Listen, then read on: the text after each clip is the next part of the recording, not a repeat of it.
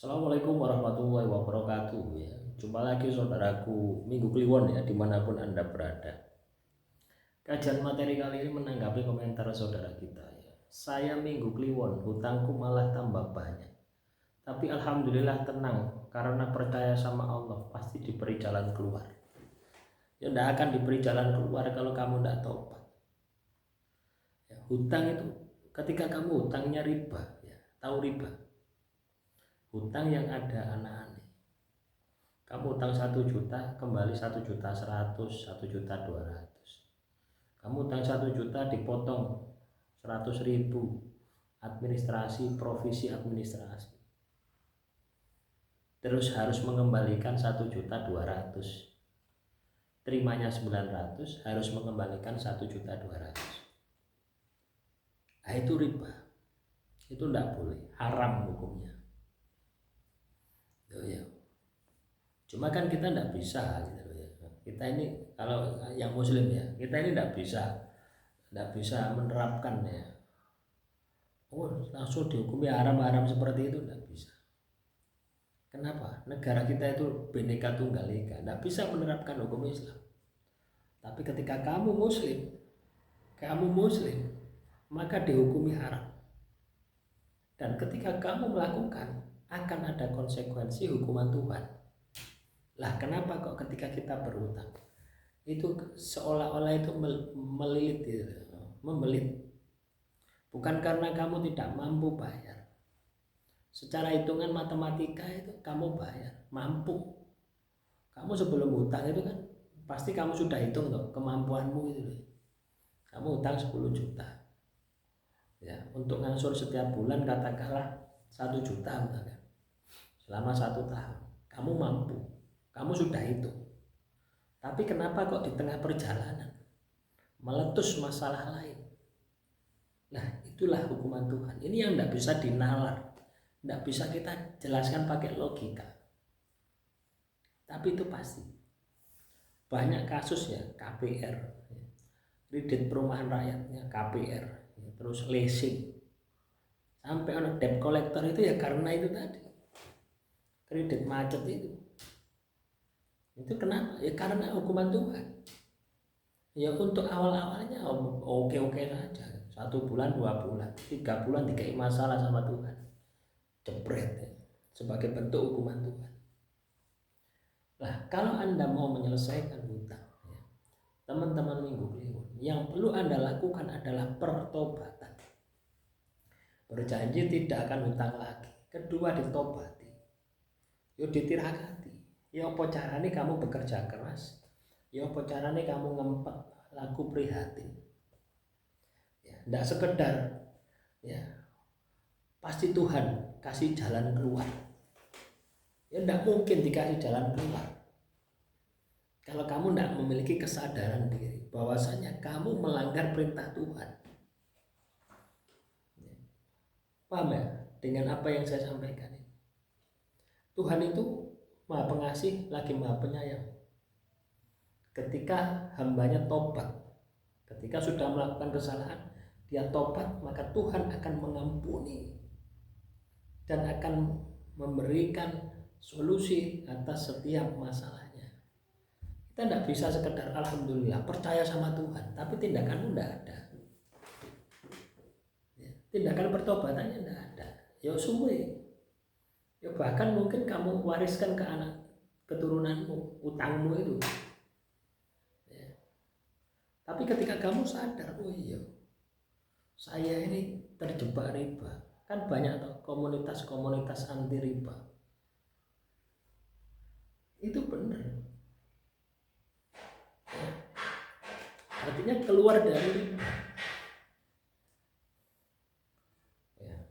Coba bayangkan uang hasil riba terus dimakan anakmu, kamu putar, kamu buat usaha, dimakan anakmu, maka darahnya kotor. Apa yang terjadi? Anakmu angel kandhanane, dablek angel kandhanane. Kalau tidak seperti itu, pakai kena penyakit, masalah kok. Nah itu yang terjadi. Nah, terus solusinya bagaimana? Dipasani Dibersihkan darah kita dengan puasa, dengan berzikir, dengan baca kitab suci, ya, sampai bersih. Ya. Jadi teman-teman Minggu Kliwon dimanapun Anda berada, ini berlaku ya. Riba ini berlaku bukan hanya untuk Minggu Kliwon saja, ya. Weton yang lain pun juga sama. Artinya apa? Ketika kita utang di bank, di koperasi yang ada bunganya, itu riba. Riba itu haram. Kalau Anda melakukan, kamu akan dihukum sama Tuhan. Tidak percaya lakon. Kalau tidak percaya lakon, buktikan apa yang saya sampaikan. Ya, itu termasuk dosa besar kok itu. Ya, ketika kita melakukan dosa, pasti akan ada hukuman Tuhan. Itu mutlak. Ya. Kadang orang itu, ya memang orang itu apa ya, tidak memahami gitu ya, tidak memahami bahwasanya hukum yang dilarang itu seperti apa. Tapi ya tetap, Anda tahu tidak ya, KUHP, Kitab Undang-Undang Hukum Pidana, apakah Anda pernah membaca satu pasal tentang KUHP? Kan tidak pernah. Tapi ketika Anda melakukan tindakan kejahatan yang diatur di dalam KUHP, Anda akan dikenai pasal yang ada di dalam KUHP. Kenapa bisa seperti itu? Karena di dalam lembaran negara itu sudah ditulis, barang siapa yang melanggar ya, undang-undang, kitab hukum pidana, apakah kamu tahu atau tidak tahu, maka dianggap tahu. Begitu pula juga sama dengan aturan Tuhan itu. Aturan Gusti Allah itu katanya dengan hutang riba itu haram. Nah, ketika kamu melakukan, ya konsekuensinya kamu dihukum sama Tuhan. Ini tidak hanya pelaku utangnya ya. Jangan salah ya. Pemberi utang pun juga dihukumi sama. Orang yang terlibat, pencatat, pokoknya yang terlibat satu mata rantai sampai uangmu kamu dapat, itu dihukumi sama riba. Ya. Ya mungkin orang yang memberikan pinjaman saat ini mungkin hidupnya mewah karena mudah sekali ya mendapatkan uang. Tapi suatu saat pasti hancur. Yakin saya. Dan bukti itu sudah di kanan kiri saya itu sudah ada seperti itu. Ya. Itu pemberi utang loh ya. Apalagi yang utang tambah minggat. Ya, kita tidak bisa hanya percaya sama Tuhan saja, tapi tidak melakukan tindakan bagaimana Tuhan itu mengampuni dosa kita, bagaimana Tuhan itu memberikan solusi atas masalah kita. Ketika kamu melanggar perintah Tuhan, kamu diampuni sama Tuhan, masalahmu selesai. Jadi kalau kamu terjebak riba, jangan alhamdulillah, nanti Tuhan akan dikasih petunjuk sama Tuhan. Nah, kalau kamu tidak melakukan pertobatan, ya tidak kasih petunjuk, disiksa apa? Dikasih masalah lagi. Utang misalkan 10 juta, ya, tidak tobat-tobat, ya. Akhirnya apa? Kayak masalah, bisnisnya hancur, utang mana? Nggak ada nomor, ya. Nggak tobat terus, utang mana? Sampai entek minggat ke luar negeri.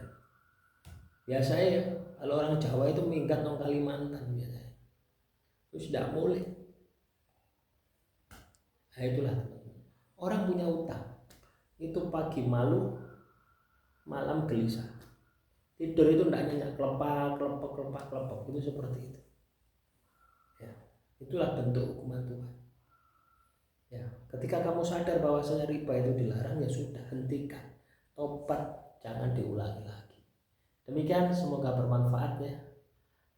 Silakan kalau ada pertanyaan, tulis saja di kolom komentar. Akhirul kalam, wassalamualaikum warahmatullahi wabarakatuh. Salam rahayu, rahayu, rahayu.